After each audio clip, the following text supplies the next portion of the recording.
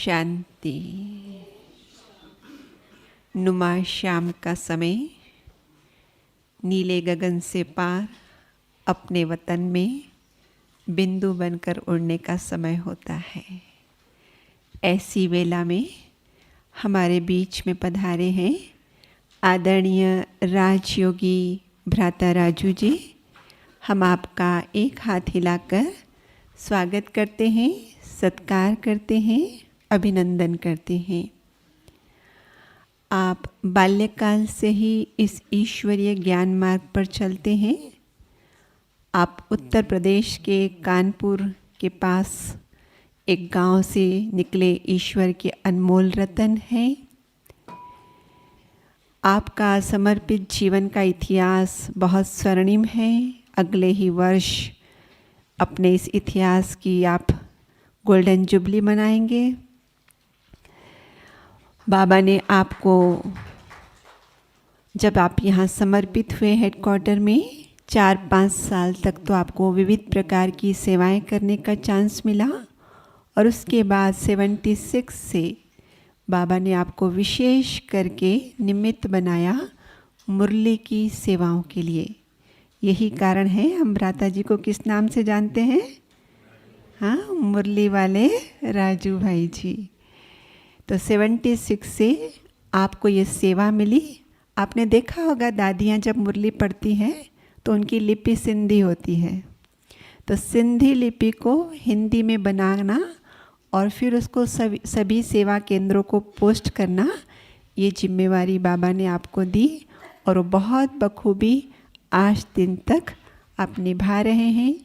इसके साथ साथ पत्र पुष्प आदि भेजना, दादियों के पास जो लेटर्स आते उनका जवाब देना, और वर्तमान में कहें कि अमूल्य रतन के नाम से जो एक पीस ऑफ माइंड टीवी पर कहें या अवेकनिंग टीवी पर कहें, आपका वार्तालाप आता है बाबा की अमूल्य अव्यक्त मुरलियों के आधार पर। और मैं समझती हूँ भ्राता जी कितने हो गए एपिसोड पूरे? 808 दशक हो गए। हाँ, तो 800 एपिसोड हो गए हैं लगभग। थोड़े ही समय में उसमें भी 10 सेंचुरियाँ पूरी हो जाएगी। 8 सेंचुरियाँ तो लगा ही दी आपने। बाबा ने आपको दिव्य बुद्धि का वरदान दिया है। सदा ही अव्यक्त मुरलियों से, ज्ञान मुरलियों से, उनमें जो रतन है उनके साथ खेलते रहते हैं। वो बुद्धि में पूरे भरे हुए हैं।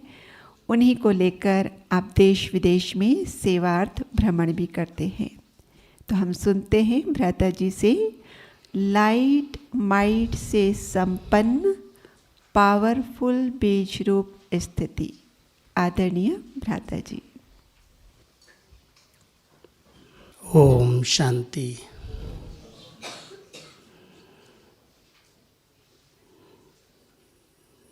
बहुत अच्छा संगठन दिखाई दे रहा है। एक तरफ हमारी निमित्त टीचर्स बहनों का झुंड है। हाथ उठाएंगे टीचर्स बहनें जो बैठे हैं? अच्छा, तो आधे से ज़्यादा टीचर्स बहनें हैं।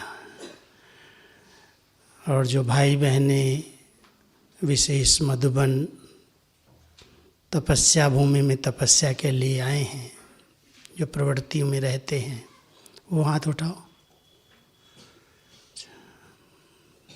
बहुत अच्छा है। ये भी एक बहुत सुंदर गोल्डन चांस मधुबन की भट्टी का आपको मिला है। यहाँ योग करने की, योग लगाने की मेहनत नहीं होती।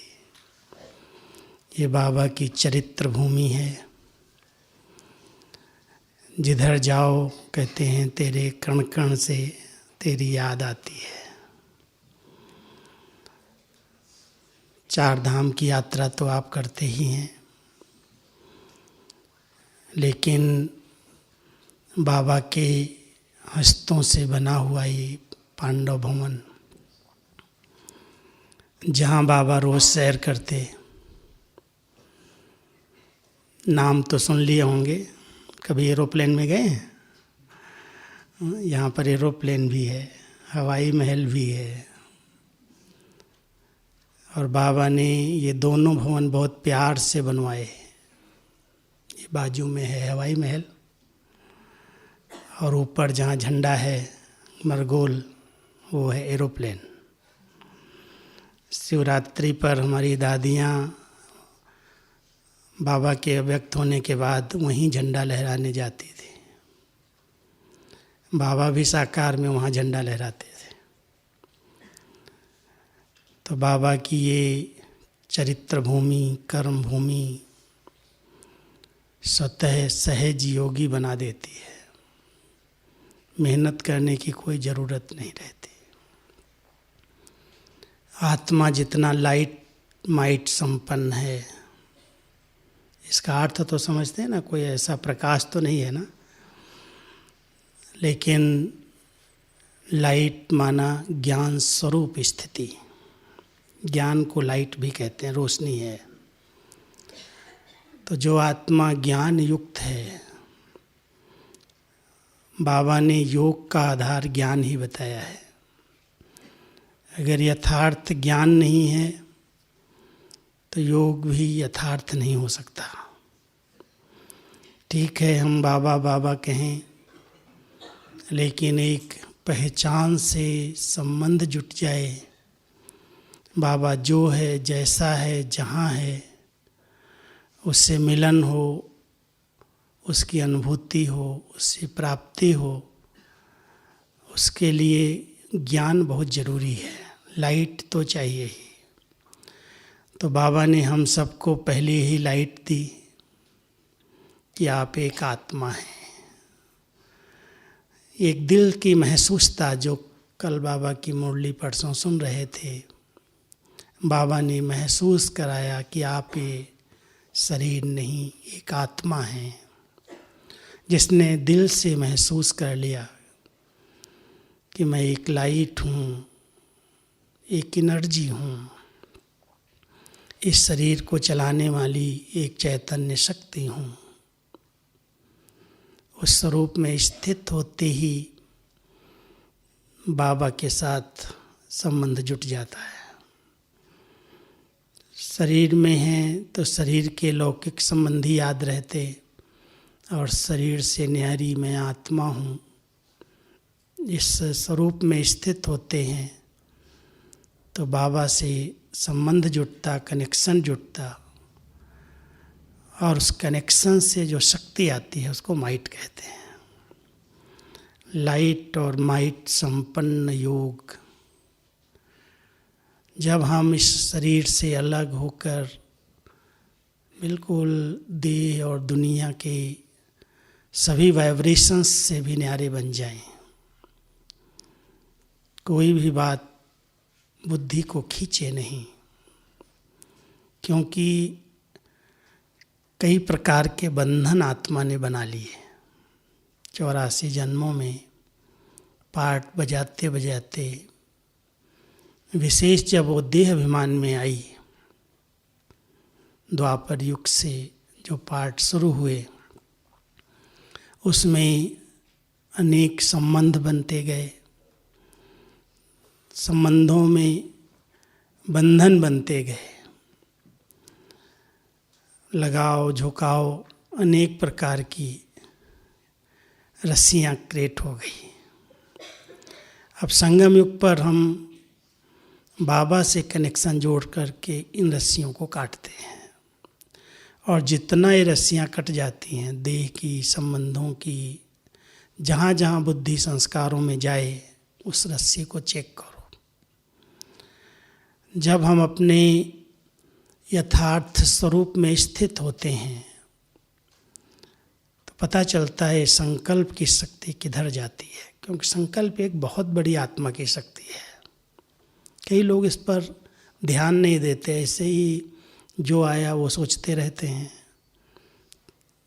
बुद्धि को, संकल्पों को व्यर्थ में गंवाते रहते हैं। आज भी बाबा कह रहे थे, बच्चे इसकी इकोनॉमी करो, समय की इकोनॉमी करो, एनर्जी की इकोनॉमी करो, संपत्ति की इकोनॉमी करो। जो बाबा के बच्चे इकोनॉमी करना जानते, माना बचाना जानते हैं, व्यर्थ न जाए कहीं भी, तो ये संकल्प शक्ति कमाल के कार्य करती है। इसी संकल्प शक्ति से जहाँ चाहो वहाँ सेकंड में आप पहुँच सकते हो। इसको कहते हैं अंतर मन वाहन। मन अंदर का वाहन बन जाता है और इस वाहन के द्वारा अपने अपने स्थान पर रहते हुए रोज आप मधुबन तो आते ही होंगे चारों धामों की यात्रा करने के लिए। वाहन तो है आपके पास, उसके लिए कोई टिकट लेने की भी ज़रूरत नहीं है। सिर्फ शुद्ध पवित्र संकल्प इमर्ज किए, नशे और खुशी के संकल्प, तो ये वाहन बहुत अच्छी तरह से आपको जहाँ चाहे वहाँ ले जा सकता है। संकल्प वाहन बन जाता, इससे आप सूक्ष्म वतन की यात्रा करो, मूल वतन की यात्रा करो, कभी कभी वैकुंठ की सैर करके आ जाओ। कैसी हमारी भारत की सत्तो प्रधान दुनिया थी, सोने की चिड़िया भारत कहलाता था, दूध घी की नदियाँ थीं। बाबा ने ज्ञान तो दिया है, लेकिन अनुभव करना, उस अनुभव के लिए आपके पास बहुत श्रेष्ठ संकल्प की शक्ति है। तो संकल्प की शक्ति अगर हमने व्यर्थ से बचाई है, व्यर्थ में जाती तो हर एक इसका अनुभवी है। कोई भी बात देखी, क्यों, क्या, कैसे, कहाँ, कब, प्रश्न लगा दो, व्यर्थ की क्यों लग जाएगी। और फिर कई लोग उसी व्यर्थ की जाल में सोचते सोचते परेशान हो जाते हैं, उलझन में आ जाते हैं, हलचल में आ जाते हैं, मन भारी हो जाता है कि क्या करूं। तो जो शक्ति संपन्न योग होना चाहिए, उसके लिए बहुत निर्बंधन स्थिति चाहिए, बंधन नहीं चाहिए किसी भी प्रकार का। स्वतंत्र आत्मा है। सूक्ष्म रस्सियों को चेक करना, बहुत सारी ऐसी सूक्ष्म रस्सियां हैं जो आज बाबा कहता है आपने अपना पल्लू बाबा के साथ बांधा है, इस जीवन की डोर बाबा के हाथ में दी है। अगर किसी देहधारी के साथ जरा भी लगाव, झुकाव, कनेक्शन गहरा हो गया, उसके प्रभाव में आत्मा आ गई, तो ये पल्लू छूट जाएगा, बाबा के साथ कनेक्शन टूट जाएगा और देहधारियों के साथ बंधन बनता जाएगा। संगम युग पर समझदार आत्मा वो है जब ये ज्ञान हमारी बुद्धि में स्पष्ट है कि अब वापस चलने का समय है, आत्मा को बिल्कुल स्वतंत्र करके उड़ना है, तो नया बंधन कोई न बने, इस पर बहुत ध्यान देना। जरा भी कोई के प्रभाव में आ गए तो आत्मा अपनी तरफ खींचती रहेगी। बैठेंगे बाबा की याद में, बुद्धि जाएगी उधर। इसलिए बाबा कहते हैं बच्चे अपनी रस्सियों को चेक करो। किसी से अगर नफरत है, घृणा है, तो भी वो आत्मा खींचती है। बाबा अपने बच्चों का ध्यान विशेष करके 3 बातों पर खिंचवाते हैं। क्रोध को तो हम सब ने अधिकतर जीतने का प्रयास किया है, लेकिन एक सूक्ष्म क्रोध का अंश, जिसको बाबा कहते हैं काली आग, वो है ईर्ष्या की। जहाँ पर भी ईर्ष्या पैदा होती है, अंदर अंदर आत्मा कुढ़ती है, जलती है, किसी को आगे बढ़ते हुए देख नहीं पाती, वो भी एक बहुत बड़ा बंधन है। सब आत्माओं को अपना अपना पार्ट है, अपना अपना उनका भाग्य है, लेकिन किसी के भाग्य से भेंट करना, किसी के भाग्य से ईर्ष्या करना, एक बहुत सूक्ष्म बंधन है। हम सबको इस बंधन को काटना है, चेक करना चाहिए। किसी से भी कोई भी प्रकार की ईर्ष्या भेंट करके हम अपने आप को परेशान तो नहीं करते हैं। और ईर्ष्या के साथ साथ कईयों से घृणा हो जाती, नफरत हो जाती, अच्छे नहीं लगते, ये व्यक्ति अच्छे नहीं हैं, इनका स्वभाव अच्छा नहीं है, इनका व्यवहार अच्छा नहीं है। एक तरफ अच्छाई प्रभावित करती है और दूसरी तरफ किसी से नफरत हो गई, किसी की कोई बात अच्छी नहीं लगी, उनकी कमी कमजोरियों पर ध्यान चला गया तो उनसे किनारा कर लेते हैं, नफरत हो जाती, घृणा। और तीसरी बात है, बहुत कॉमन हो गई है, वो है एक दूसरे की क्रिटिसाइज। हंसी मजाक में कोई न कोई बात कह देना, कहते हैं मैंने तो हंसी में कहा था, लेकिन अगर कोई बात किसी को पिंच हो गई, लग गई उसके दिल को और आपने हंसी किया तो उसकी दुआएं नहीं निकलेंगी, अंदर से धुआं निकल जाएगा। ध्यान देना। इसलिए कभी भी हंसी मजाक में भी किसी को कट नहीं करो, क्रिटिसाइज नहीं करो। कोई किस कैसी भी सेवाएं कर रहा है, जो उसकी योग्यताएं हैं, जो उसकी बुद्धि है, जितनी उसके पास समझ है, उसके अनुसार वो बाबा का बच्चा बना है, कुछ न कुछ कर रहा है, आप कमेंट्स या क्रिटिसाइज नहीं करो, नहीं तो बंधन बन जाएगा। हम सब इन सूक्ष्म बंधनों को जरूर चेक करें। कई बार ब्राह्मण आत्माएं मोटे मोटे पाप को तो जीत लेती हैं, लेकिन सूक्ष्म पाप बहुत होते हैं। अपने आप को राइट सिद्ध करने के लिए, जो कल बाबा कह रहे थे, बच्चे जानते हैं मेरी कमी है, लेकिन सबके सामने मैं कैसे आऊं, उसको छिपाते हैं। बाबा से भी छिपाते हैं, छिपता तो कोई भी नहीं है। बाबा कहता है एक पत्ता भी नहीं छिप सकता है। तुमने क्या किया, कहाँ किया, कब किया, सब बाबा के पास नोट है, मेरे को जानने की क्या ज़रूरत है। लेकिन फिर भी अपने देह अहंकार के कारण, अपने आप को महावीर महारथी समझने के कारण हम अपनी अंदर की कमियों को छिपाते रहते, और कई बार उनका रूप जब बहुत बड़ा बन जाता है तो बहुत बड़ा विघ्न बन जाता है। इसलिए बाबा कहता है दिल से महसूस करो, और महसूस करके उसको बाबा के आगे रख दो सच्चे दिल से। सच्चे दिल से अगर बाबा को सुनाएंगे, अभी तो साकार में बाबा नहीं है, पहले तो साकार में जब मैं पहली बार बाबा से मिला ना, अव्यक्त बाबा से, इसी बाबा के कमरे में अकेले मिलते थे, कोई नहीं होता था दूसरा साथ में। तो बाबा ने कहा बच्चे तुम्हारे पास जो भी जीवन कहानी है लिख के दादी को दे देना। जब समर्पित होने की बात आई, पहले मिले थे तब तो बाबा ने कुछ ऐसे नहीं बोला, बाद में जब आए और जब समर्पित होने लगे तो कहा बच्चे जो भी कोई ऐसी कर्म कहानी हो वो लिख करके दादी को दे देना।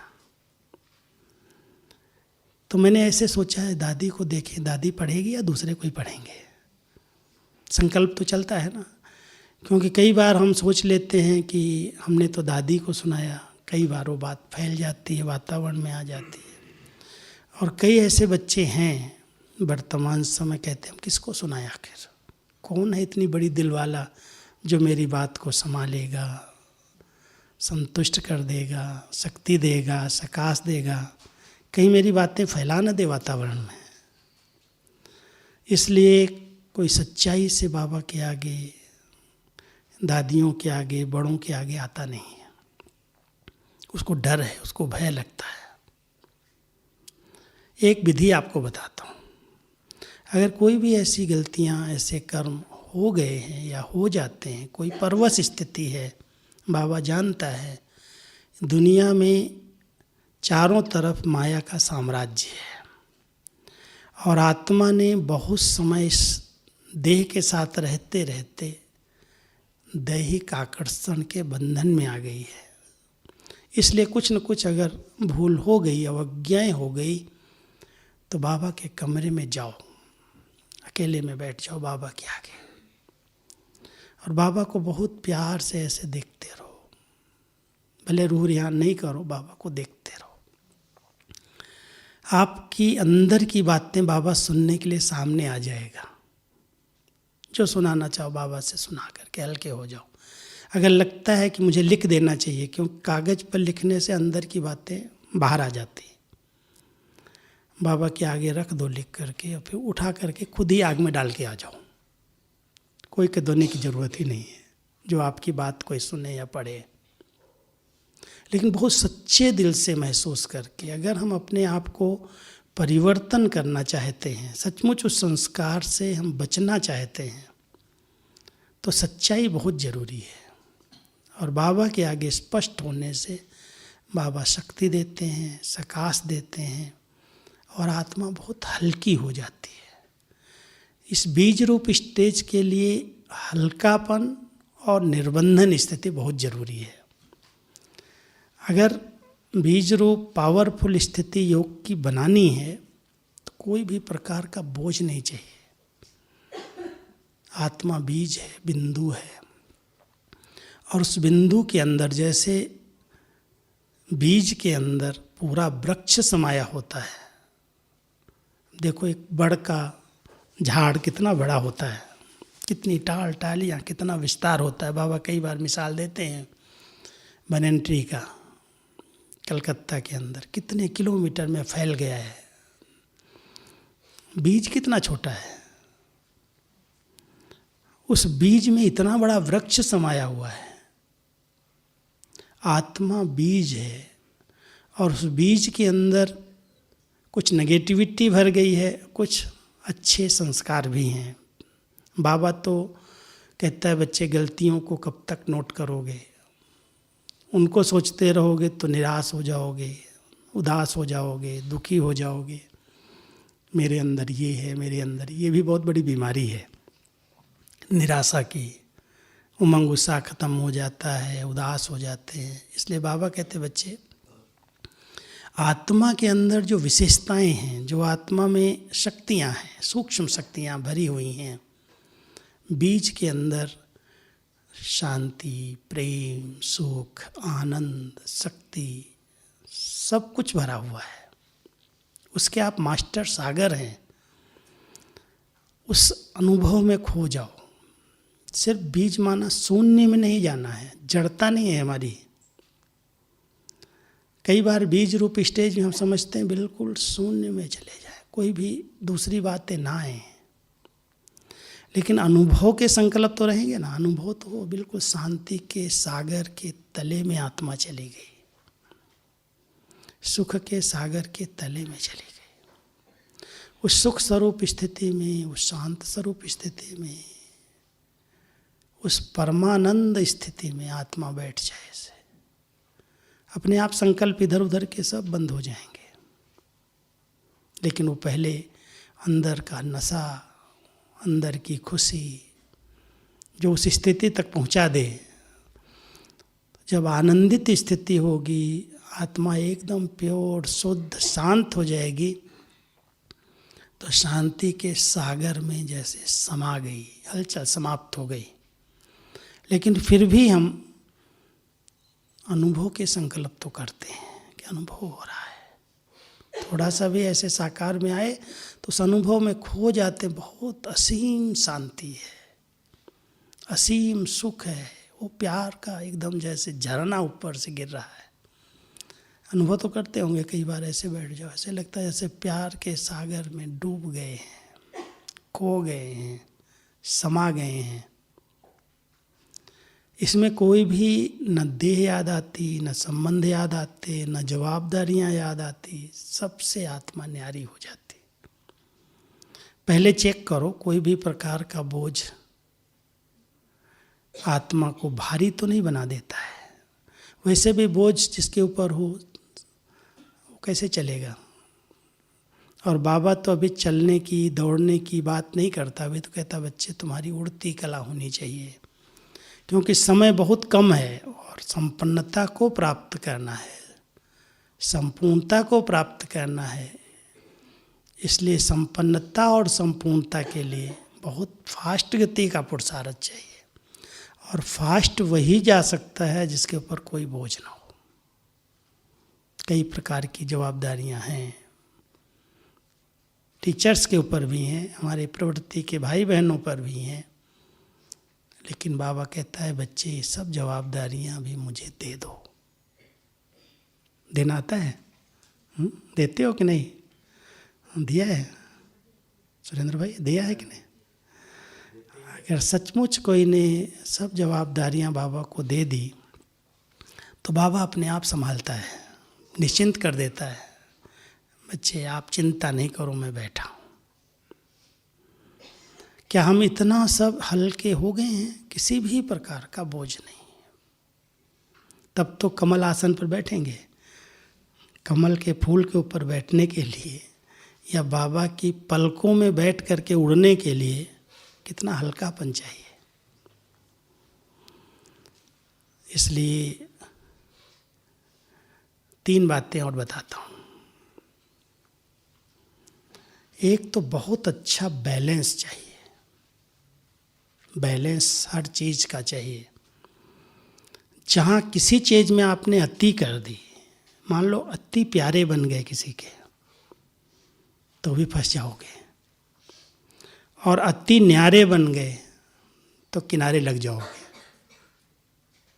ये बैलेंस है। बाबा ने इस बैलेंस को ऐसे बताया है कि बच्चे देह अभिमान से न्यारे बनो, परिवार से न्यारे नहीं बनो। परिवार तो हम सबको बहुत बड़े भाग्य से ऐसा परिवार मिला है।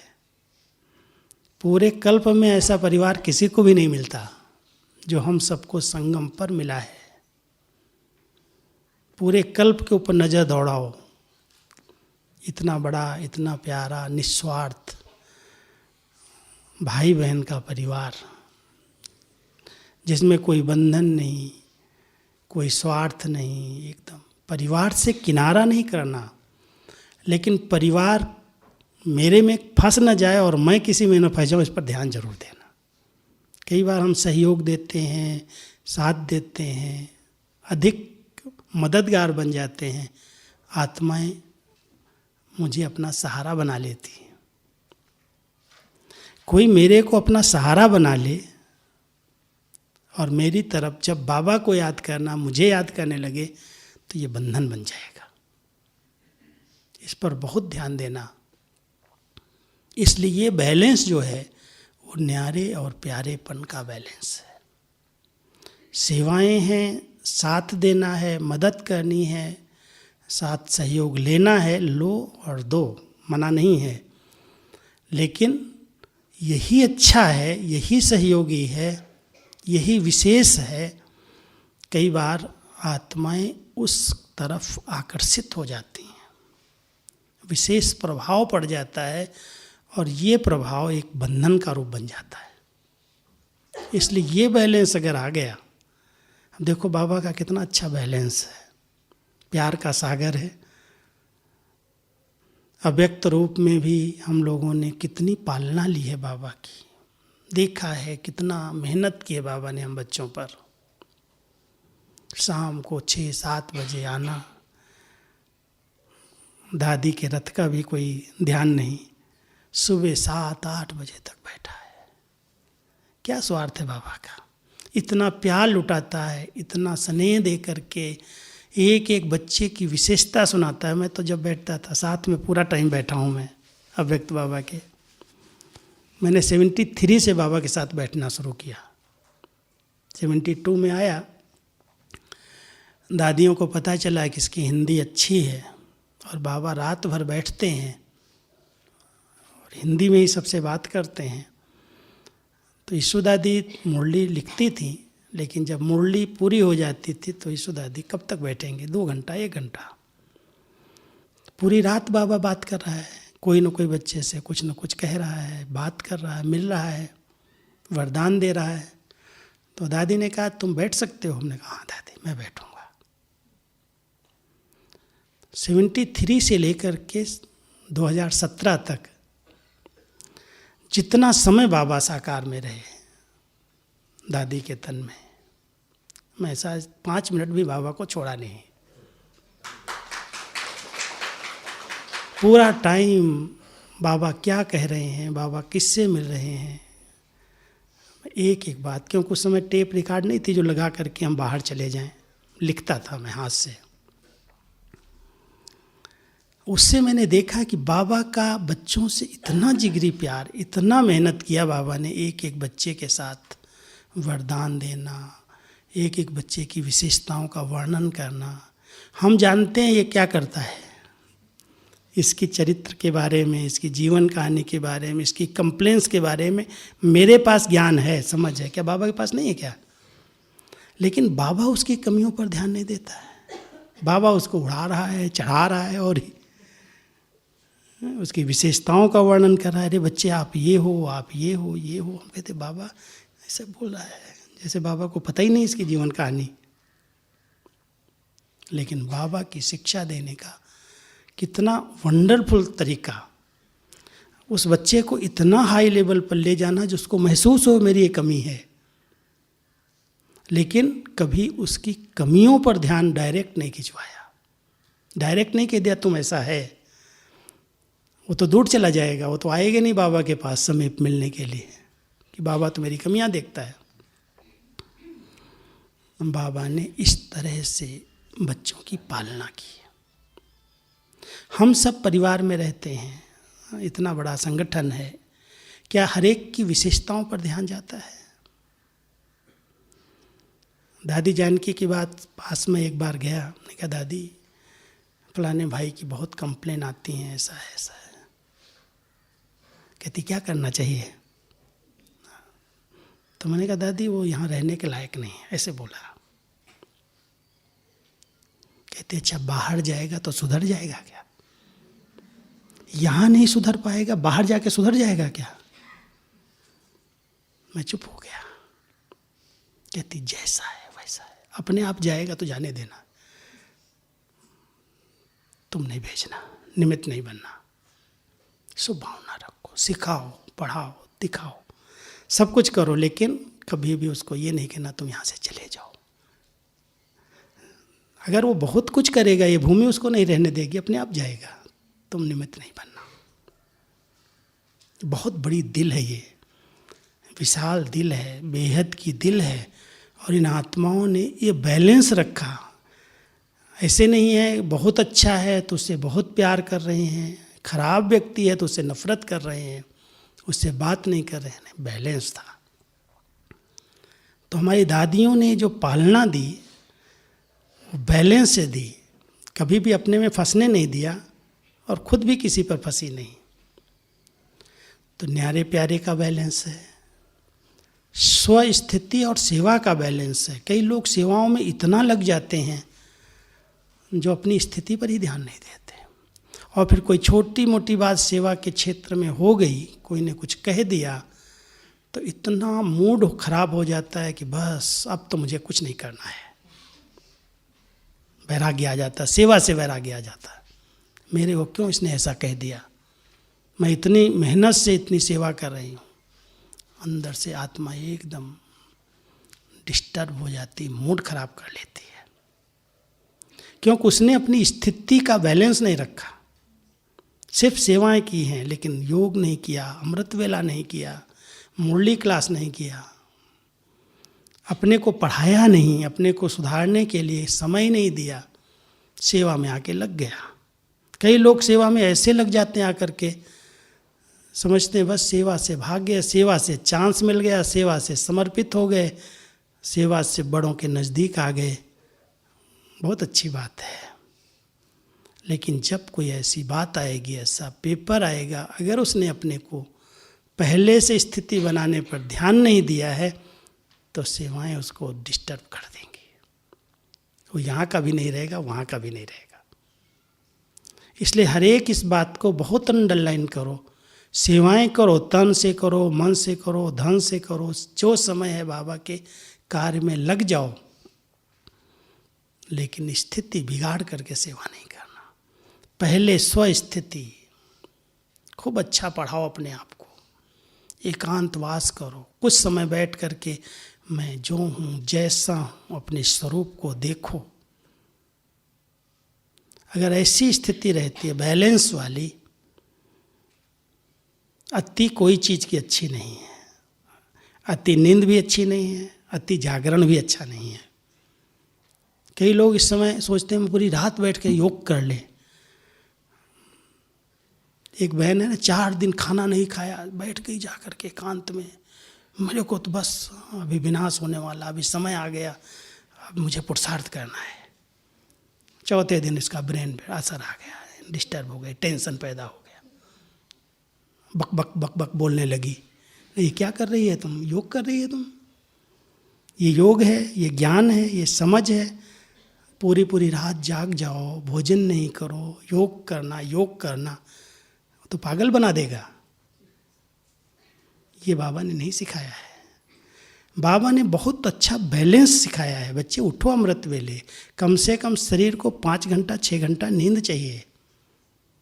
इसको त्याग दिया, भोजन को त्याग दिया, शरीर चलेगा कैसे? इसका भी समझ, इसका भी ज्ञान चाहिए। सिर्फ ज्ञान सुनाने वाले हम कुक्कड़ ज्ञानी थोड़ी हैं। कुकरू कूं करके सबको उठा दिया, फिर जाके सो गया। बाबा कहता ऐसे ज्ञानी अच्छे नहीं हैं, ऐसे नहीं चाहिए। ज्ञान हमारे स्वरूप में दिखाई दे कि सचमुच इसकी जीवन बता रही है कि इसके ज्ञान जीवन में आया हुआ है। इसलिए सब बाबा के बच्चों को ये बैलेंस रख करके शरीर को जो आवश्यक है देना है, समझ से देना है। किसी को देखा देखी नहीं करना, ये खा रहा है ये खा रहा है वो नहीं करना। लेकिन हमें सूट जो कर रहा है, जितना ज़रूरी है उतना शरीर को चलाने के लिए एक्सरसाइज भी चाहिए, भोजन भी चाहिए, नींद भी चाहिए। जो आवश्यक है उसको त्याग करके आप योग कर रहे हो, तपस्या करो, वो जरूरी नहीं है। शरीर को ठीक रख करके अगर शरीर साथ देगा तो सहज योगी बन जाओगे। शरीर साथ नहीं देगा तो योग क्या लगेगा आपका? इसलिए इसकी भी समझ चाहिए। तो तपस्वी जीवन के लिए लाइट माइट संपन्न स्थिति बनाने के लिए पहले एक बैलेंस बनाओ, बैलेंस। और बैलेंस के साथ ध्यान रहे, ब्लेसिंग बहुत जरूरी है। इस ब्राह्मण परिवार में दुआएं बहुत मदद करती हैं। माता पिता की दुआएं तो हमारे पापों को नाश कर देती हैं। भगवान की दुआएं, माता पिता की दुआएं मुझ आत्मा को मिले, सच्चे आज्ञाकारी सपूत, श्रीमत में हाजी। कभी भी उस श्रीमत में मन मत और परमत नहीं मिक्स करना। कई बार सोचते हैं अरे कौन बना है, पास तो 8 ही होने वाले हैं, अपनी मन की मत उसमें ऐड कर देते और वहाँ पर अलबेलापन, आलस्य, बहानेबाजी सब शुरू हो जाता।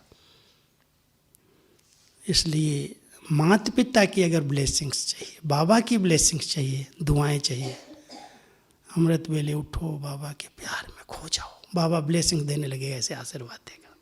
बच्चे जीते रहो, आगे बढ़ो, उन्नति करो। पहले तो हमारे माता पिता की हमें ब्लेसिंग्स मिले, फिर हमारी जो निमित्त हैं, जिन्होंने हमें इतना योग्य बनाया, उनकी दुआएं जरूरी हैं। और वो तो सदा हाँ जी हाँ जी हाँ जी। मैंने आज तक कभी भी कोई भी बात, कोई भी सेवा का चांस, कुछ भी उन्होंने कहा, कभी नहीं कहा दादी ये नहीं हो सकता, ये कैसे होगा। चाहे मैं कितना भी बिजी हूँ। एक बार मैं कहीं सेवा पर बाहर गया हुआ था, अचानक गुलजार दादी जी का फ़ोन आया। मैंने बताया नहीं मैं कहाँ हूँ। दादी ने कहा राजू आज बाबा का संदेश आया है, मैंने कुछ लिखा है, तुम आ जाओ। मैंने कहा दादी मैं अभी बाहर हूँ, आपने जो लिखा है वो दे दो, मैं भाई को भेजता हूँ। उसने समझा यहीं कहीं बाहर होगा। मैं तो बाहर कहीं किसी शहर में था। अब वो दादी की राइटिंग तो मैं ही पढ़ सकता था। भाई को भेजा और ले आया जा कर के, ये भी नहीं बताया राजू भाई नहीं है। अब वो जब आया तो कहता भाई जी संदेश तो मैं ले आया हूँ, लेकिन कौन पढ़ेगा इसको। हमने कहा ऐसा करो, जो एक सिंधी बहन है या भाई है वहाँ शांतिवन में, उसको बुला लो, वो पढ़ के सुनाएगा तुमको, तुम टाइप करो। टाइप करके वो दादी के पास संदेश ले गया। दादी ने पढ़ते ही कहा, ये राजू ने नहीं किया है। कहता है दादी वो तो बाहर है। कहती कहाँ है बाहर है, मेरे को क्यों नहीं बताया। बिल्कुल ठीक टाइप हुआ था, लेकिन केवल शब्द बाई शब्द टाइप कर देना अलग होता है। उन्होंने जो लिखा वही टाइप कर दिया। हम लोगों को ये ध्यान रहता है कि लोग बाबा की या दादी की जो क्लासेज हैं, जो बाबा का संदेश है, लोगों को बहुत स्पष्ट समझ में आना चाहिए। उसमें भले हमको कुछ शब्द चेंज करने पड़ते हैं, कुछ डालने पड़ते हैं, तो दादियाँ जानती हैं, वो निश्चिंत होकर के दे देती हैं। जैसा लिखा दे दिया मेरे को, और मैं उसको ठीक करके सेट करके उनको देता हूँ। उनको लगता है हाँ बहुत अच्छा है। तो कई बार ऐसे होता है, बड़ों का विश्वास जीतना और हाँ जी करके जीतना, बहुत इसका ध्यान चाहिए, तब दुआएं मिलती हैं। सदा यही ध्यान रहा है कि बड़े जो कहें हाँ जी हाँ जी हाँ जी, कभी भी ना शब्द ना निकले मुंह से। बड़ों की दुआएं बहुत आगे बढ़ाती हैं। और निमित्त आत्माएं अगर सोचते हो ये कह रही हैं, ये ठीक नहीं है, और आपने हाँ जी कर लिया, तो कई बार बाबा कहता है बच्चे जिनको निमित्त बाबा ने बनाया है, अगर कुछ गलती होगी तो बाबा उसका जवाबदार है। इतनी बड़ी जवाबदारी बाबा ने ली हुई है। इसलिए कभी भी क्वेश्चन नहीं करो, ऐसे बोलते हैं, ऐसे कहते हैं, निमित्त हैं, बड़े हैं, हाँ जी दुआएं ले लो। और साथियों की तो दुआएं एक दूसरे को समय पर साथ देने से, एक दूसरे की विशेषताओं का वर्णन करने से, समय पर सहयोग देने से मिल जाती हैं। और दुआएं मिलती हैं तो ऐसा योग सहज होता है। मैं बताऊं, कोई मेहनत ही नहीं योग में। किसी भी स्टेज का योग में अनुभव आप कर सकते हो। दुआएं हैं, अंदर की आंतरिक खुशी का अनुभव कराती हैं। ऐसे अचानक खुशी अनुभव होती, कभी उसके लिए मेहनत नहीं करते, लेकिन दुआएं आत्माएं दे रही हैं तो आत्मा एकदम खुशनुमा महसूस करती है। और जब बाबा के प्यार में ऐसे याद करो, अपने आप योग लग जाता है। तो पावरफुल योग करने के लिए पहले बैलेंस, दूसरा ब्लेसिंग्स, और तीसरा ब्लिसफुल, आनंदमय जीवन, आनंदमय जीवन। दुख की भेंट में सुख है, सुख की भेंट में दुख है, लेकिन आनंद की भेंट में कुछ नहीं है। हम सब परमानंद का अनुभव करें। वस्तुओं से नहीं मिल सकता है, साधनों से नहीं मिल सकता है। वो आनंद तो परमानंद जो योगियों का गाया है, वो प्रभु मिलन में मिलता है। बाबा के प्यार में खो जाओ, उनकी गोदी में बैठ जाओ, उनके स्नेह की छत्र छाया का ऐसे अनुभव करो। बाबा का वरदानी हाथ मेरे मस्तक पर है, उस अनुभव में समा जाओ, अपने आप योग लग जाएगा। तो ये आनंदमय स्थिति योग में अनुभव होने लगती है, और जहाँ आनंदमय स्थिति है वहाँ योग निरंतर हो जाता है, अंतर नहीं आता। तो हम सब अपनी पावरफुल बीज रूप स्थिति बनाने के लिए, लाइट माइट संपन्न योग करने के लिए बहुत अटेंशन दें। कोई भी ऐसा कर्म न हो सूक्ष्म में भी जो पाप के खाते में चला जाए। बहुत सूक्ष्म पाप आत्मा से हो जाते हैं, हम समझ नहीं पाते पाप है। जैसे एक छोटी सी मिसाल बताता हूँ समर्पित भाई बहनों के लिए।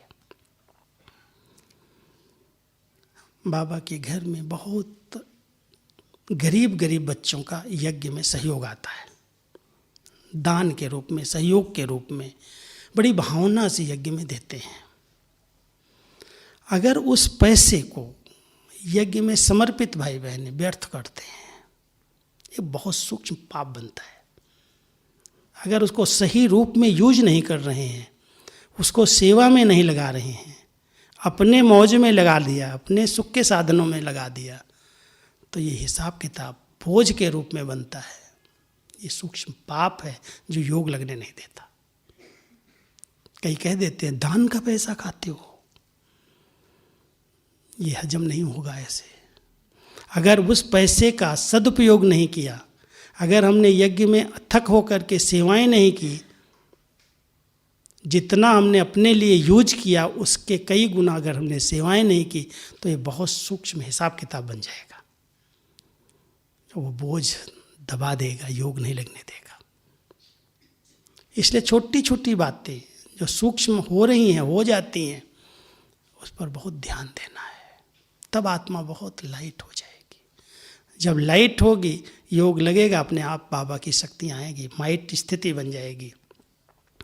और बीज रूप स्थिति माना, जब एक बाबा के प्यार में एकदम लवलीन स्थिति में हम बैठ गए, कोई हलचल के संकल्प नहीं है, शांति के सागर में, प्यार के सागर में, सुख के सागर में समाने का अनुभव है, तो एक ऐसे बीज पावरफुल योग हो जाता है जो उसके वाइब्रेशन चारों तरफ प्रकृति में, वायुमंडल में फैलने लगते हैं।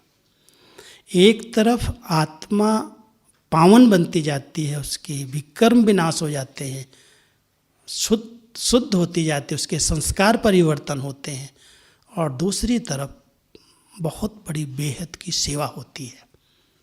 क्योंकि जितनी पावरफुल आँच हो, मिसाल दे रहा हूँ, जैसे बहुत पावरफुल की अग्नि जल रही है, तो उसकी जो आँच है, उसकी जो गर्मी है, वो बहुत दूर दूर तक फैलती है, उसको सकाश कहते हैं।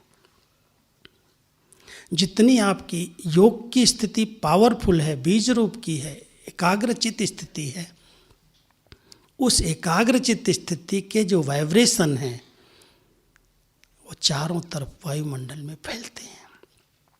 बहुत बड़ी सेवा होती है। प्रकृति एक तरफ पावन बनती है, दूसरी तरफ अगर कोई विघ्न होते हैं वो हट जाते हैं, तीसरी तरफ आत्मा के पुराने संस्कार एकदम परिवर्तन हो जाते हैं। कई लोग 10 साल, 15 साल, 20 साल योग कर रहे हैं, मुरली सुन रहे हैं, दूसरों को सुना रहे हैं, क्लास कर रहे हैं, करा रहे हैं, लेकिन संस्कार जैसे के तैसे, जरा भी उनमें परिवर्तन दिखाई नहीं देता। 1 मिनट में गुस्सा, 1 मिनट में जो शब्द मुंह में आया बोल दिया, किसी को भी डिस्टर्ब कर दिया, तेरे मेरे में आ गए। आसक्तियाँ इतनी हैं, ये भी चाहिए, ये भी चाहिए, इसके पास है, मेरे पास भी हो।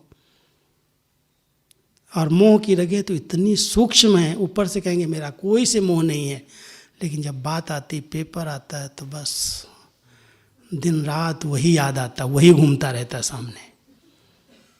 चेक करना, ये कड़े संस्कार जो हैं, क्या योग अग्नि में जले हैं, परिवर्तन हुए हैं? काम विकार इतना सूक्ष्म स्वरूप में है, सपनों में भी परेशान कर देता है। दृष्टिवृत्ति चंचल हो जाती है, देह को देखते ही आकर्षित हो जाती है आत्मा, उसके बारे में नाम रूप के चिंतन में चली जाती। क्या ये संस्कार, विकारी संस्कार, देहाभिमान वाले संस्कार गले हैं? अगर नहीं गले हैं, माना योग यथार्थ नहीं है। सही प्रकार से अगर यथार्थ विधि पूर्वक शक्तिशाली लाइट माइट संपन्न योग है, तो संस्कार परिवर्तन होने चाहिए, बहुत शीतल काया वाले बन जाए, अंदर से आत्मा एकदम पवित्र स्वच्छ महसूस करे।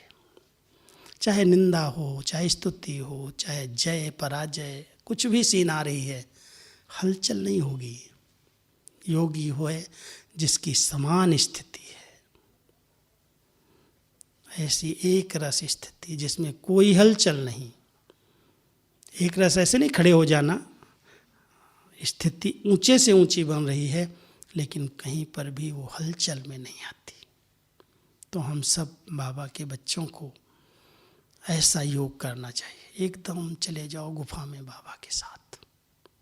समय मिलता है, जब ऐसे चांस मिलते हैं, भले क्लास कराने वाले करा रहे हैं, क्लासों की भी हलचल में नहीं जाना। आजकल लॉकडाउन में बहुत क्लासेज आई हैं, बहुत वैरायटी आए हैं, और मैं आपको क्या बताऊं, कई ब्राह्मण आत्माएं उलझ गई है, उलझ गई है। आज एक पता है, एक भाई हमको फ़ोन करता है सुबह सुबह, प्लीज़ मुझे माफ़ करो, जिसने आपको, जिसकी क्लास में आपने सुना उसी से पूछो। ये कहता है किसी क्लास में मैंने सुना ना, आत्मा जो है ना कान के दोनों तरफ से, यहाँ भ्रुकुटी पे जो रहती है वो बैलेंस में रहती। कान की बात कर रहा था। तो भाई मुझे नहीं पता, बाबा ने कभी नहीं कहा है, क्यों इन बातों में उलझ गए हो? कहता नहीं आपका क्या विचार? मेरा कहा मेरा विचार वही है जो बाबा का विचार है। जो बाबा ने बताया कि आत्मा एक स्टार है, भ्रुकुटी के बीच में रहती है, बस वही अनुभव करो ना। आप कान के बीच में इधर उधर क्यों सोच रहे हो? कहाँ किसने सुना दिया? अब कोई कुछ भी क्लास करा रहा है चिंतन करके और लोग सुन रहे हैं, फिर ये हुआ, ये भाई ऐसे बोलता, वो बहन ऐसे बोलती, इसका क्या उत्तर है? भाई जिसने बोला उसी से पूछ लो। क्यों इन बातों में उलझ रहे हो? बाबा ने जो इतना स्पष्ट सुनाया, इतनी मुरलियाँ चली हैं, आपके पास 48 साल का अव्यक्त मुरलियों का स्टॉक है, उसमें कोई चेंज है क्या? कोई इसमें करेक्शन की गई है? जो बाबा ने बोला सब आपके पास प्रिंटेड में है। पढ़ो, स्टडी करो। इधर उधर की बातों में जाके ये प्रश्न वो प्रश्न उलझ रहे हैं, उलझा रहे हैं। अरे अगर उलझे रहोगे तो योग कब करोगे? शक्तिशाली स्थिति कैसे बनाओगे? इसलिए सब बाबा के बच्चों को इन सब बातों से न्यारे होकर के बेहद की वैरागी वृत्ति धारण करनी है। बेहद की। अरे संसार तो जा रहा है, डूब रहा है, क्यों उलझे हुए हैं? अपनी श्रेष्ठ स्थिति में स्थित होकर के आत्मा समझ करके बाबा कहता मुझे याद करो बस। तो अनुभव के सागर में समाने का ये समय है। अभी नुमाज शाम का समय हम सब आधा घंटे के लिए समा सकते हैं। चलो अभी बीज रूप स्थिति का अनुभव हम करेंगे। लाइट माइट संपन्न स्थिति आधार है इस शरीर से अलग होकर, देह से डिटैच होकर के अपने भ्रुकुटी आसन पर बैठो, चमकते हुए दिव्य सितारे को देखो। सभी अपने भ्रुकुटी आसन पर चमकते हुए सितारे का अनुभव करो। मैं एक लाइट माइट संपन्न चैतन्य शक्ति हूँ।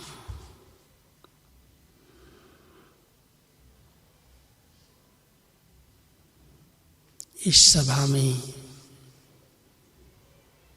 प्यारे बाबा को आवाहन करो। उनके साथ का कंबाइंड स्वरूप का अनुभव करो।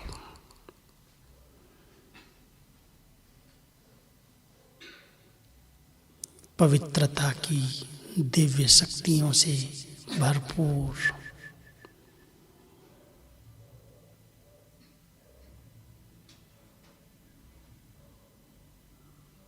सदा पावन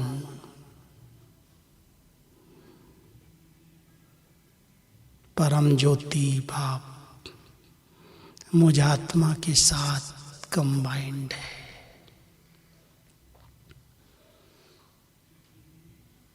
मैं उनके समान परम पवित्र आत्मा,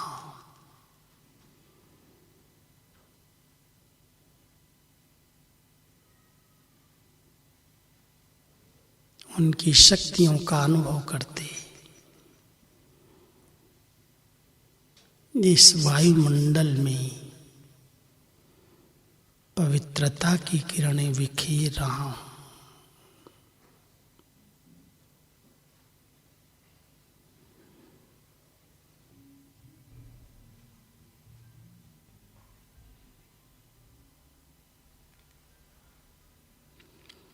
शांति के सागर में समा जाओ।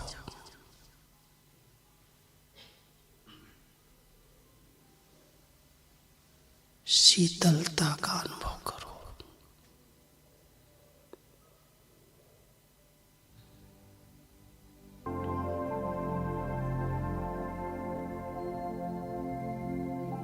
अपने निज धाम में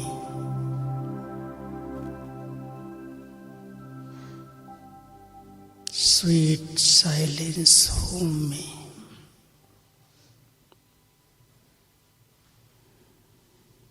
जहाँ असीम शांति है।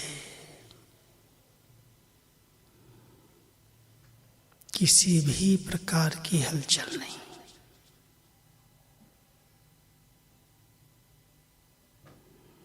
अपने बीज स्वरूप में स्थित होकर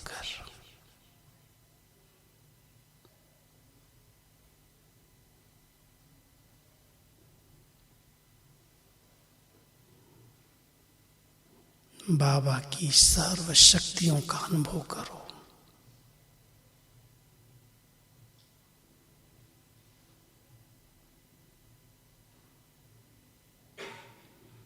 मैं सर्वशक्ति संपन्न आत्मा, स्वीट साइलेंस होम में बाबा की बिल्कुल समीप उनके समान चमक रही हूँ।